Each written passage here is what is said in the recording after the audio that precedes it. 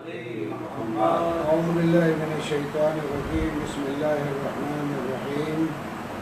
الحمد لله رب العالمين، والصلاة والسلام على محمد وآل محمد. والصلاة والسلام على محمد وآل محمد. أما بعد، فقد قال الله تبارك وتعالى في كتابه المجيد وفرقانه الحميد وقوله الحق. بسم الله الرحمن الرحيم. يا أيها الذين آمنوا كتب عليكم الصيام كما كتب على الذين من قبلكم لعلكم تتقون. صلوات محمد وآل محمد. اللهم صل على محمد وآل محمد. برادران ایمانی، ماہ مبارک رمضان کی مناسبت سے برادران امامیہ آرگنائزیشن حیدرآباد ریجن کے اہتمام سے میں حضرات کی بارگاہ میں اپنے عرائض پیش کر رہا ہوں۔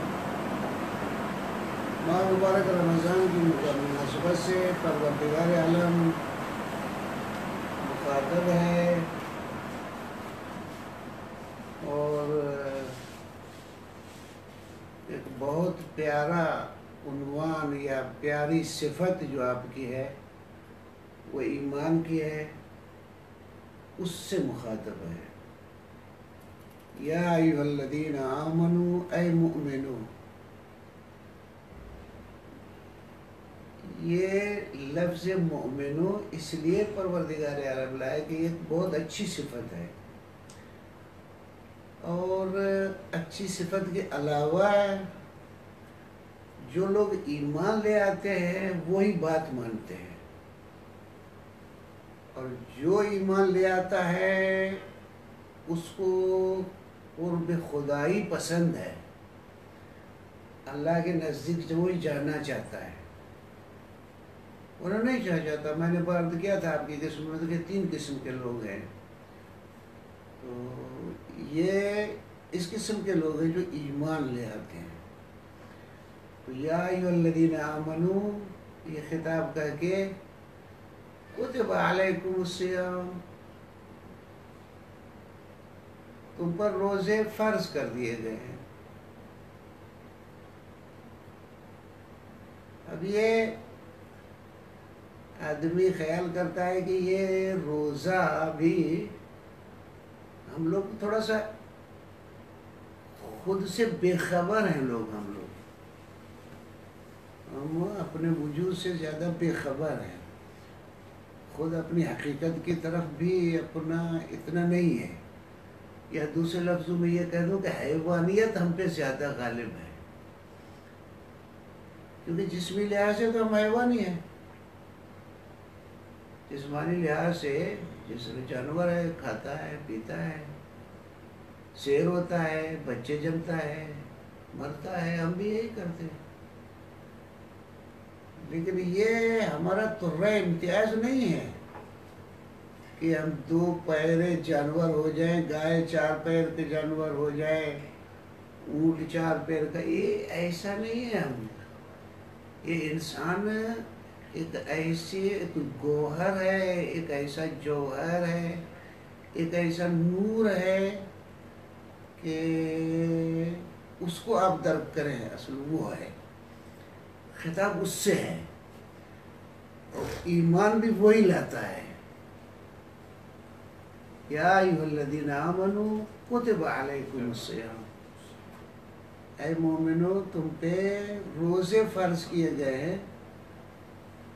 ابھی ہمارے پاس یہ پرہیز یا بچنا تھوڑا سا بہت مشکل ہوتا ہے ہمارے لیے کام، یہ کہتے ہیں بہت سخت کام ہوتا ہے، تھوڑا سا ادھر سے ذرا گھبرا جاتے ہیں، لیکن گھبرانے کی کوئی بات نہیں ہے۔ کما کتب علی الذین من قبلکم، تم سے پہلے لوگ تھے انہوں نے بھی کیے، یہ تو کیا ہے اس میں؟ لعلکم تتقون، اور جو ایمان لائے ہو اس لیے ایمان لائے تھے کہ تمہارا ایک ہدف تھا، ایک مقصد تھا، وہ لقاء پروردگار عالم، خداوند عالم کے نزدیک ہونا، جس کو متقی اور تقوی کا درجہ کہتے ہیں، اس تک تم کو پہنچنے کا تم ہے نہیں چاہتے ہو. جب چاہتے ہو تو یہ راستہ ہے، ہم نے تم کو بتایا ہے کہ جس کی وجہ سے روزے کے ذریعے تم عرض کرو کہ لقاء اللہ تک پہنچتے ہو. اب یہ لقاء اللہ ہمارا یہ متقی ہونا ایک بہت عرض کرو ایک بہت بڑا درجہ ہے. جب یہ متقی انسان ہو جاتا ہے تو اس کا ایک آپریشن ہو جاتا ہے. اس کا ایسا آپریشن ہو جاتا ہے کہ اس دنیا میں یہ سمجھ لیتا ہے کہ مجھے یہ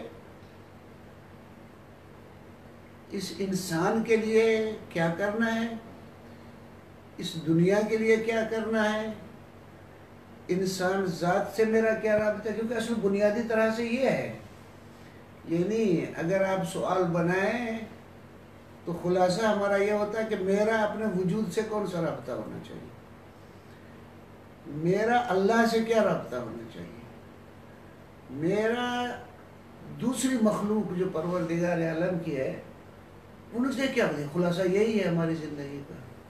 یعنی یہ رابطے اگر معین ہو جائیں تو ہمارے بہت سارے نظام، دستور، معاشرہ یہ سب اسی میں آ جاتے ہیں. میرا اللہ سے کیسا رابطہ ہو، میرا اپنے وجود کے ساتھ کیسا رابطہ ہو، میرا دوسرے انسان ہے ان کے ساتھ کیسا رابطہ ہو. اگر یہ سب راہیں آ جائے تو یہی تو نظام ہے آپ کا. فرد سازی کا بھی نظام اسی میں ہے، معاشرہ سازی بھی یہی ہے، نظام بھی یہی ہے. کلی بات یہاں ختم ہو جاتی ہے. اس کی تفصیلیں کرنے کے لیے تو وقت چاہیے، لیکن یہ کہ خلاصہ یہی ہوتا ہے. تو یہ ایک مقام تقویٰ ہے، یہاں تک پہنچنے کا ہے. تو اب ہم جب بھی ہمارے پاس کچھ عبادات یا کوئی چیزیں بیان رہتی تو ہم انہی میں گھس جاتے ہیں. ہماری عادت یہ ہوتی ہے. اب کا روزہ ہے تو بس یہ روزہ ہے، بس یہ روزہ ہے، بس یہی روزہ ہے، یہ چند چیزیں نہیں روزہ نہیں. تو بس اس کے علاوہ اس روزے کے میرے روح پہ کیا اثرات ہوتے ہیں، میری روح کی کیا پرورش ہوتی ہے، میری روح کیا تقاضا کرتی ہے، میرا ضمیر مجھے کس طرح بھڑکاتا ہے اس روزے کے ہوتے ہوئے. یہ بہت ساری دعوتیں مجھے ملنا شروع ہو جاتی ہیں. یعنی ایک کام سے آپ کی ایک روحانیت کیفیت چینج ہوتی ہے. اس چینج ہونے کے بعد پھر آپ کے اندر میں سے ایک دعوتیں اٹھتی ہیں. اس کی طرح ہم توجہ نہیں دیتے، ہم خیال کرتے بس ہم کو روزہ رکھنا ہے.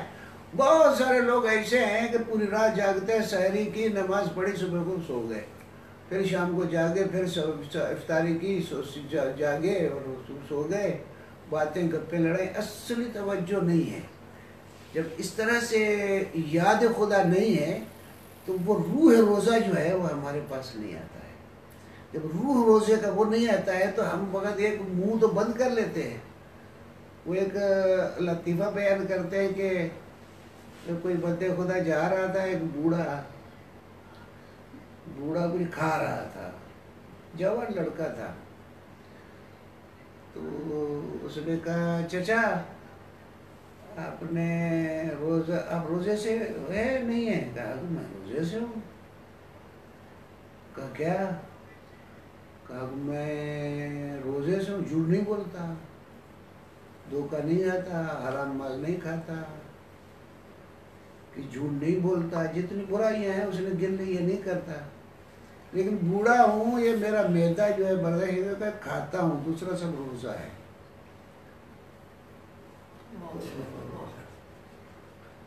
اس نے پھر بوڑھے نے جوان سے پوچھا کہ تم روزے سے ہو؟ کہا آپ نے جو بات کہی ہے میں بہت کھاتا پیتا نہیں ہوں ورنہ سب کام کرتا ہوں. تو ہمارے پاس اس انداز کے ہوتے ہیں، یعنی ہم خیال کرتے کہ ہم نے یہ کیا، وہ ہمارے فقط اس انداز کے ہیں. اب میں خطبہ پیغمبر اکرم صلی اللہ علیہ وآلہ وسلم اللهم صل على محمد وآل محمد. وہ مولا علی علیہ السلام نے خطبہ نقل فرمایا ہے پیغمبر اکرم صلی اللہ علیہ وآلہ وسلم تو ان امیر المؤمنین علی ابن ابی طالب علیہ السلام قال ان رسول الله خطبنا ذات يوم فقال ايها الناس قد اقبل اليكم شهر الله بالبركه والرحمه والمغفرة. کہ تمہارے پاس اللہ کا مہینہ آ رہا ہے، پیغمبر نے فرمایا ہے اللہ کا مہینہ ہے جو برکتیں، رحمتیں، مغفرتیں سب ساتھ لا رہا ہے. شہر وعند اللہ افضل الشہور، جتنے مہینے ہیں ان تمام مہینوں سے یہ مہینہ اللہ کا افضل ترین مہینہ ہے. وَأَيَّامُهُ أَفْضَلُ الْأَيَّامِ، اس کے دن تمام دنوں سے بہتر ہیں. سبحان اللہ. وَاللَّيَالِي ہے افضل اللیالی، اس مہینے کی راتیں تمام دوسرے مہینوں کی راتوں سے افضل ہیں. وَالسَّاعَاتُهُ أَفْضَلُ السَّاعَات، اور اس کی گھڑیاں، گھڑی کو مانا نہیں ہے یعنی گھڑیال یا گھنٹہ، یہ نہیں ہے. گھڑی کوئی تھوڑا سا وقت، پل کہتے ہیں، گھڑی کہتے ہیں، ہم گھڑی کہتے ہیں اردو میں تو. ہاں وَالسَّاعَاتُ أَفْضَلُ السَّاعَات وَالشَّهْرٌ دُعِيتُمْ فِيهِ إِلَىٰ ضِيَافَةِ اللَّهِ، یہ ایسا معنی ہے جو تم کو بلایا گیا ہے اللہ کی ضیافت کے لیے. ہمارے پاس ابھی مثلا یہاں کمشنر مجھے دعوت دے دے کہ افطاری کے لیے، کوئی دعوت کے لیے، تو میں 10 دفعہ آپ سے بولوں گا مجھے کمشنر کی دعوت ہے، مجھے ڈی سی کی دعوت ہے، مجھے وزیر کی دعوت ہے. میں اتنا کروں گا کیونکہ اس کو حیثیت دیتا ہوں. لیکن مجھے کبھی آپ نے کہا فخر سے کہ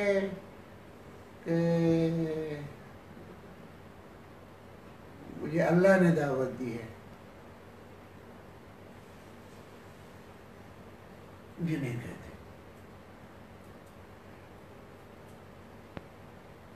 یہ ہم نہیں کہتے.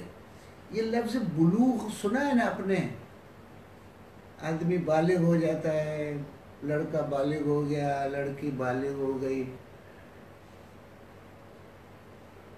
آپ مجھے ایک امانت دیں، کہ یہ لوگ مجھے 1 لاکھ 1 کروڑ جو مطلب آپ کی مرضی مجھے دو، میں جا رہا ہوں مثلا کسی دوسرے ملک میں، آپ مجھے امانت دیں کہ یہ وہاں پہنچا دینا. آپ نے جو مجھے امانت دی ہے تو اس کا مطلب کیا ہے؟ آپ نے مجھے ذمہ دار سمجھا ہے نا، تبھی تو دے رہے نا. لیکن اگر میں پاگل ہوتا تو آپ مجھے امانت دیتے؟ نہیں دیتے. میں خیانت کار ہوتا تو مجھے امانت دیتے؟ نہیں دیتے. اسی طرح سے آپ کی چھوٹی چھوٹی مثالیں میں آپ کی خدمت میں عرض کروں. آپ کو نوکری ملتی ہے، آرڈر ملا ہے ایک کلرک ہونے کا. اس آرڈر کا کیا مطلب ہے؟ اس آرڈر کا مطلب یہ ہے کہ تم اس نوکری کے اہل ہو، تب تمہیں آرڈر ملا ہے. یہ تم جو آرڈر دکھاتے ہو، کلرک، مختار کا تحصیلدار یا ٹی سی یا کمشنر، جو بھی ہو، جو بھی کام کا آرڈر تم کو ملا ہے، اس کا کیا مطلب ہے؟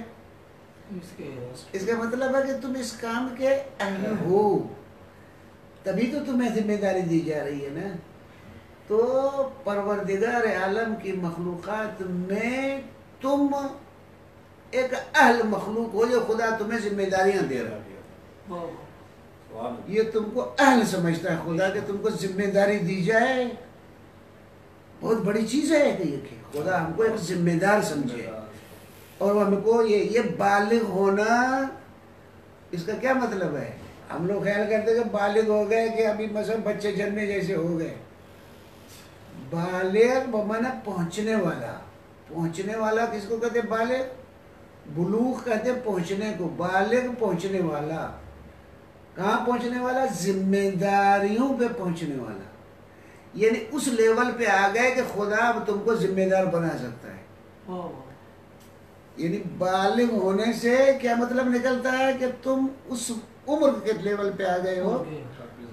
بچہ ہے اس کو کوئی ذمہ داری نہیں سہ سکتے آپ. کیوں؟ اس لیے کہ وہ بالغ نہیں ہے. بالغ نہیں ہے یعنی ذمہ داری اٹھانے کے لائق نہیں ہے. بالغ ہو گئے اس کا مطلب کیا ہے؟ یعنی تم اس لیول پہ پہنچ گئے ہو کہ تم کو اب ذمہ داری دی جائے. اب مجھے نام یاد نہیں ہے. بزرگ استاد نے فرمایا تھا کسی بزرگ عالم کے لیے، وہ لگتا ہے کہ وہ پہلے سے ہی کوئی ایسا تھا. کہا کہ جب وہ بالغ ہو گیا تو ہمارے پاس برتھ ڈے مناتے ہیں نا، ہیپی برتھ ڈے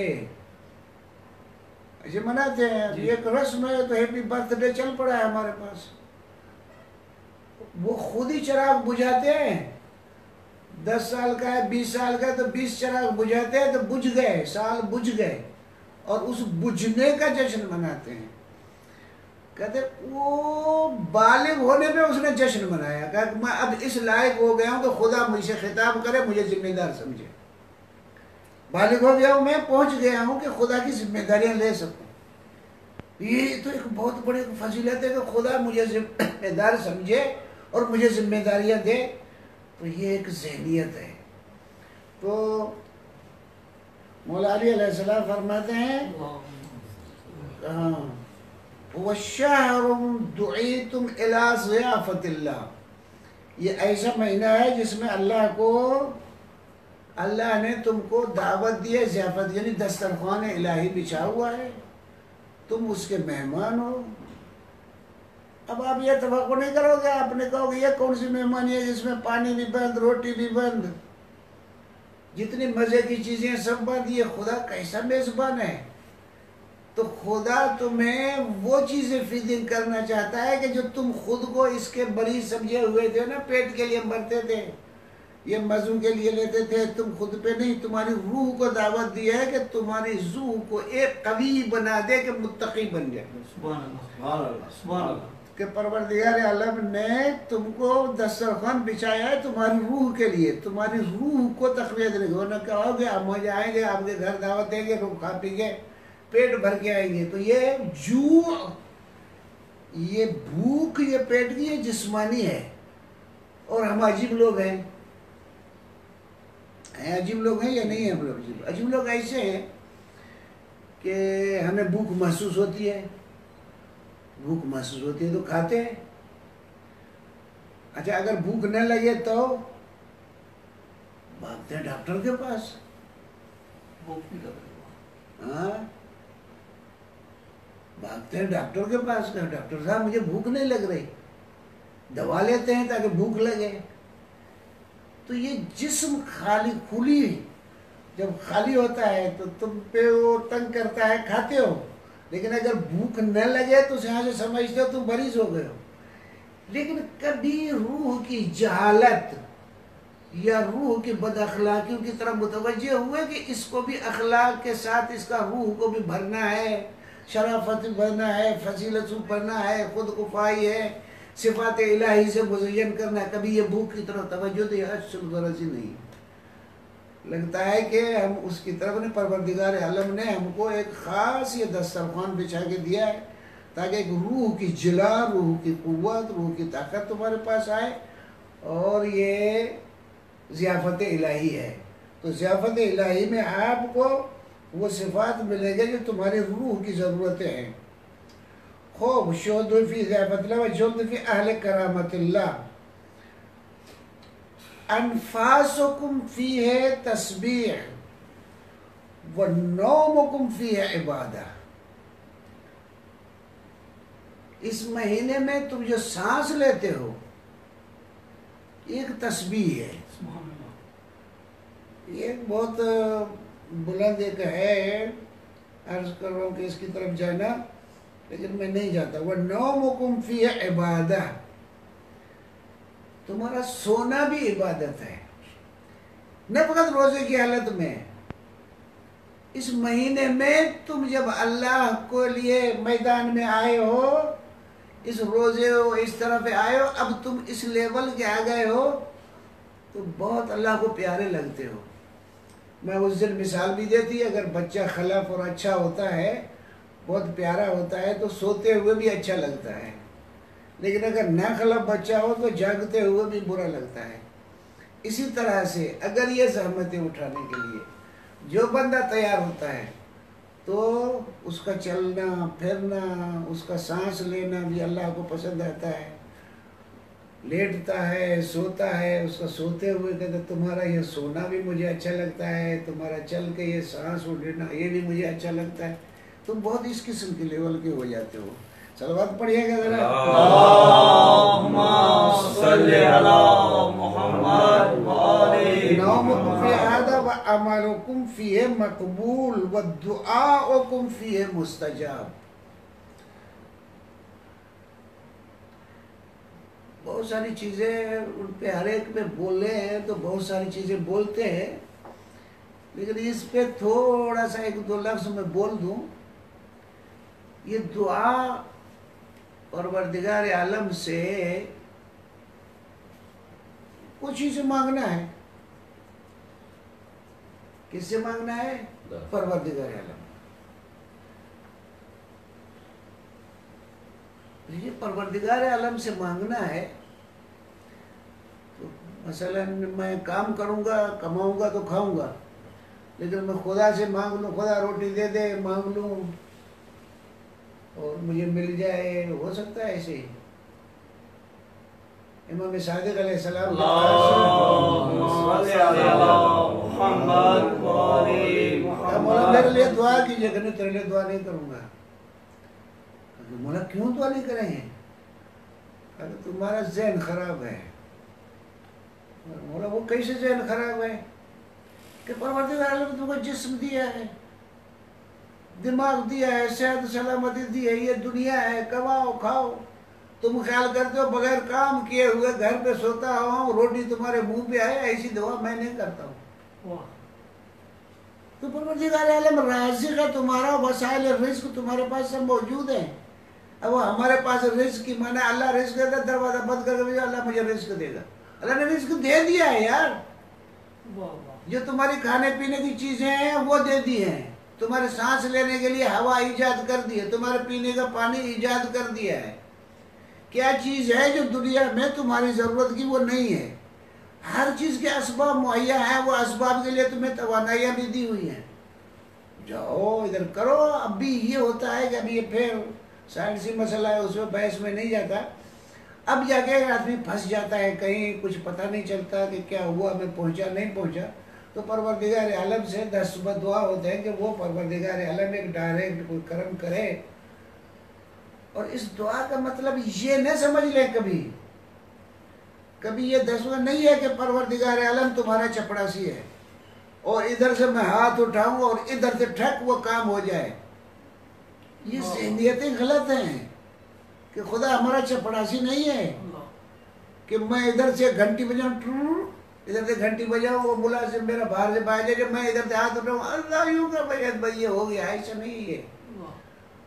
یہ تمہارا کام ہے اپنی احتیاج ادھر پیش کرو، اس کا کام ہے اس کو تم کو نہیں چلانا ہے، پوری جہان کو، دنیا کو چلانا ہے۔ وہ پوری دنیا کے مسئلات کو دیکھتا ہے۔ اب یہ دنیا کیسے ہے، اس کو دنیا چلانی ہے، نہیں کہ تم کو چلانا ہے فقط۔ وہ تم ایسی عرض کر رہا ہوں کہ کھڑے ہو جاؤ کہ فلاں کام ہو جائے فلاں کام ہو جائے، ایسے نہیں ہوتا ہے۔ بہرحال پروردگار عالم کی بارگاہ میں سعادت مندی ہے کہ اس کے آگے ہاتھ پھیلاؤ۔ خود اللہ کے سامنے ہاتھ پھیلانے سے ایک تمہاری روح میں ایک برتری آتی ہے، وہ برتری یہ آتی ہے کہ مجھے اس کے سامنے ہی ہاتھ پھیلانا چاہیے، دنیا میں اور کو نہیں اس کے سامنے میں ہاتھ پھیلاؤں۔ یہ فیلنگ تمہارے پاس اتنے خود کفائی اور اپنے پہ اطمینان جو اس اللہ کی بارگاہ میں مانگنے سے آتا ہے تو وہ اور جگہ سے آپ کو نہیں ملے گا. تو یہ تمہاری دعا، ہمارے ایک استاد مرحوم ہو گئے ابھی تو، وہ کہتے تھے کہ دعا ہمیشہ مستجاب ہے.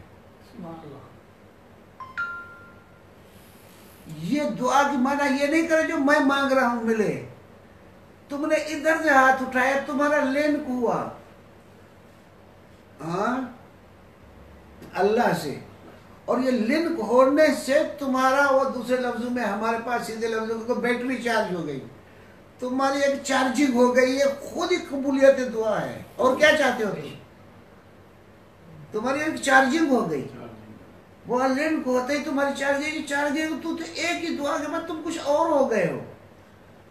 یہ دعا، ہر دعا قبول ہے، ہر دعا مقبول ہے، لیکن یہ خصوصیت سے پیغمبر اکرم صلی اللہ علیہ وسلم نے رمضان کے لیے فرمایا ہے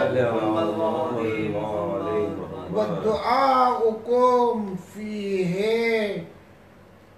مُسْتَجَابٌ فَاسْأَلُوا اللَّهَ رَبَّكُمْ. اللہ سے سوال کرو. پیغمبر فرماتے ہیں تو یہ تمہارا کام ہو کہ میں مانگوں گا اللہ سے. فَاسْأَلُوا اللَّهَ، اللہ سے مانگو. پھر آگے بڑھ کے پیغمبر فرماتے ہیں ربکم، اللہ تمہارا کیا ہے؟ کیا ہے؟ رب ہے. ابھی ایک رب کی بھی ایک عجیب و غریب معنی ہے، میں آپ کو بیان نہیں کر سکتا، بہت طولانی معنی ہو جی. اگر کچھ زور لگاؤں گا کل اگر کچھ بیان کیا تو کر دوں گا، چلو بیان کر دوں گا. اللہ تو بہت سارے مانتے ہیں، لیکن اللہ کو رب ماننا مسئلہ ہے.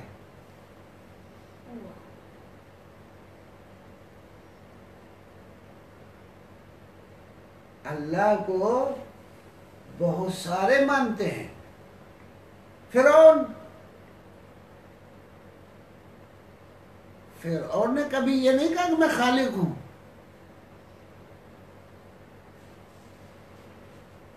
فرعون نے کبھی کہا نہیں کہا، ایسے نہیں کہا. وہ دوسرے لفظوں میں اللہ نہیں بلکہ رب بننا چاہتا تھا. میں مثال دے دوں آپ کو تو میرے خیال میں آپ کو بہت تھوڑا سا سمجھ میں آ جائے گا. ابھی آپ یہ ہمارے پاس وڈیرے ہیں، دیہاتوں میں جائیں، شہروں میں تھوڑا سا آپ کا اتنا، وہ بولتے ہی ایسے ہیں، مذاق نہیں ہے. تجربہ کر کے دیکھیں کہو کہ وہ حتیٰ ان کے وہ اس کے مظاہرے جو ہے نا، وہ کسان لوگ وہ بھی ایسے بولتے ہیں. تو کس کی زمین پہ بیٹھے ہو؟ میری زمین پہ. کاشت کہاں کرتے ہو؟ میری زمین پہ. پانی کہاں سے پیتے ہو؟ میری زمین سے. کھاتے کہاں ہو؟ میری زمین سے. گاؤں کس کا ہے؟ میرا ہے. تو تمہارا میں وہ رب جو کچھ میں کہوں وہی کرو نا. پھر یہ فرعون بھی اسی قسم کا تھا. تو بیٹھے ہو میری زمین پہ، کھاتے ادھر سے ہی ہو، پیتے ادھر سے ہی ہو. فرعون اسی طرح جو کچھ میں کہتا ہوں وہ کرو. یہ ہے فرعونیت. تو فرعونیت کا یہ ایک درجہ ہی ہے ہمارے پاس. یہ وڈیرے یا کچھ یہ جو کس چلان، یہ سب اسی قسم کی فرعونیتیں ہیں. فرعونیتیں یعنی جدھر سے بھی آپ نے یہ کہا کہ بس میں یہ فرعونیت، یہ طغیان ہے. حتیٰ ان کہ میں یہاں تک بھی کہتا ہوں کہ اگر بچے کو کہہ دو کہ ریزنیبل بات نہ ہو، کہو بھائی وہ کہے کہ کیوں کروں، کہ جو میں کہتا ہوں یہی سے طغیان آ گیا. یہ کیا ہو گیا اوپر سے میں کہتا ہوں. یہ فرعونیت اسی کو تو کہتے ہیں نا. باپ بھی فرعون بن جاتا ہے، باپ بھی طاغوت بن جاتا ہے. تو یہ فاجتنبوا الطاغوت سب کو شامل ہے. ان سب سے آ جاؤ، پھر آ جاؤ. یہ پھر پروردگار عالم تمہارا پالنے والا اور رب ہے. ذرا صلوات پڑھیے گا. اللہم صلی علی محمد وعلی محمد. فَاسْأَلُوا اللَّهَ رَبَّكُمْ بِنِيَّاتٍ صَادِقَةٍ.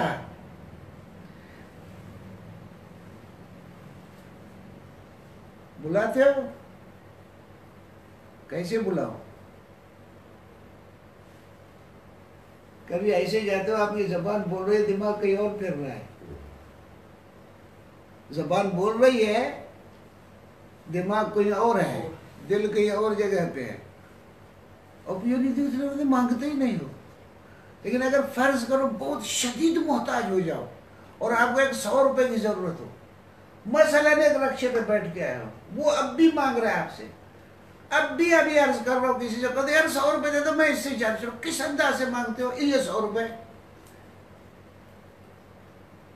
آیا کبھی اللہ سے جس طرح یہ جو 100 روپے میں پھنسے ہو کسی دیے سے مانگتے ہو، اس طرح سے کبھی تم نے اللہ سے مانگا ہے؟ یہ 100 روپے جو مانگتے ہو اس انداز سے، تو نیت صادقہ نہیں ہے، لک لگا ہے، دھوکے بازی ہے۔ تو پروردگار عالم سے سوال کرو بنیات صادقہ، صلوات پڑھے ذرا محمد اللہم صلی علی محمد وقلوب طاہرہ، یہاں سے دیکھو اللہ سے مانگنے کے لیے شرائط ہیں کہ اس کو رب مانو، نیتیں صادق ہوں، قلوب طاہرہ پاک دل ہوں، شیطانے سے بھرے نہ ہوں، ان یوفقکم لصیامہ، کہ خدا تمہیں توفیق دے۔ توفیق سنا ہے کبھی؟ لفظ سنا ہے توفیق؟ ہاں، توفیق کا مطلب کیا ہے؟ توجیہ اسباب الخیر نحو مطلوب الخیر۔ مثلاً آپ ایک بھلا کام کرنا چاہتے ہیں، فرض کرو، اب چھوڑو، مثلاً کہ تو امام حسین علیہ السلام کی زیارت پہ جانا چاہتے ہیں، اچھا فرض کرو کورونا نہیں ہے، تو ایک رکاوٹ کورونا تھی وہ نہیں ہے، جہاز چل رہے ہیں، پیسے بھی تمہارے پاس ہیں، پاسپورٹ بھی مل گیا، صحیح سلامت بھی ہو، کوئی روکنے والا بھی نہیں ہے، ٹکٹ بھی مل گیا، یہ ایک مطلوب خیر، بھلا مطلوب اور مقصد جو ہو اس کے اسباب فراہم ہو جائے نا، اس کو کہتے ہیں توفیق۔ کیا؟ تو پروردگار عالم بہت سے ہے کہ توفیق نہیں ہے، بہت ساری چیزیں ہیں توفیق فراہم ہے لیکن توفیق سے کام ہی نہیں کرتے۔ ہمارے پاس ہر جگہ کے لیے کہ بلاوا، اب کہتے کربلا کہ بلاوا آئے گے تو جائیں گے، ارے بلاوا تو ہے ہمیشہ، ابھی ماہ رمضان میں خدا نے تم کو بلایا ہے اپنی دسترخوان پہ، اس کے علاوہ ہمیشہ اللہ کی دعوتیں تمہارے ہیں۔ کون سی بھلائی کی جو ہے اللہ کی طرف سے دعوت نہیں آئی ہوئی ہے؟ لہو ملک ینادی کل یوم، اللہ کی طرف ایک ملک ہے، وہ ہمیشہ سب کو دعوت خیر دیتا رہتا ہے۔ خود ایک تمہارے پاس ضمیر ہے، وہ خود بخود ہمیشہ تمہیں وہ اندر سے دعوت خیر تمہیں دیتا رہتا ہے، پتہ نہیں پتہ تو توجہ نہیں دیتے اس کی طرف۔ تو یہ دعوت خیر دینے کے لیے اللہ نے بہت سارے اہتمام کیے ہوئے ہیں، ایسا اہتمام جو آپ کو پتہ ہی نہیں چلتا اہتمام کیے ہوئے ہیں۔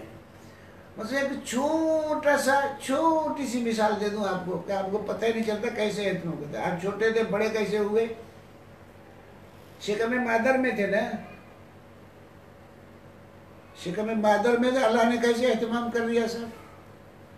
تمہیں وہاں سانس کی ضرورت، سانس کے وہ سب بڑا ہے، کھانا وہاں کیسا چاہیے، کھانے کی ضرورت، سب تم نے ایک بوک جہان بنایا ہوا تھا۔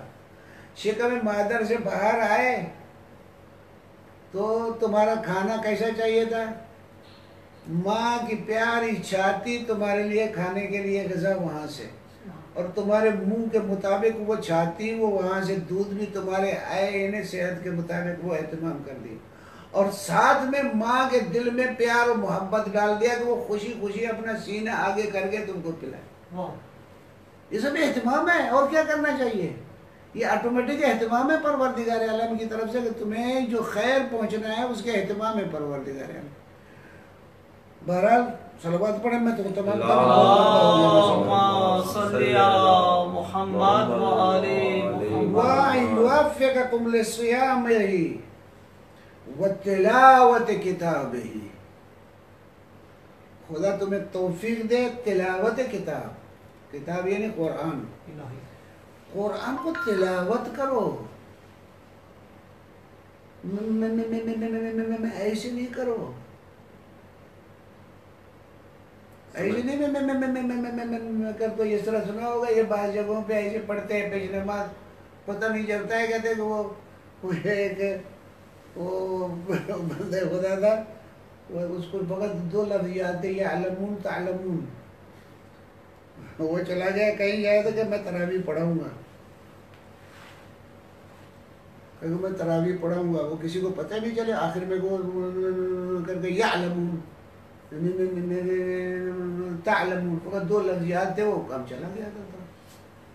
ہم کو ہی معلوم نہیں قرآن کا لفظ کیا ہے، میں اس طرح کرو تو یہ تو نہیں ہوتا ہے، بلکہ تلاوت قرآن لفظوں پہ غور کرو، لفظ آہستہ آہستہ پڑھو گے، لفظ ہے کیا ہے، ترجمہ کیا ہے، تھوڑا سا اس پہ جو غور کرو ہوتے ہوتے دیکھو تمہارے پاس کتنا ذخیرہ ہے، لسیام ہی و تلاوت کتاب ہی۔ خوب میرے خیال میں بہت ہو گیا، ہاں مزہ آ رہا ہے پڑھنے میں۔ بس تو پھر کل مزہ اور لیں گے انشاءاللہ۔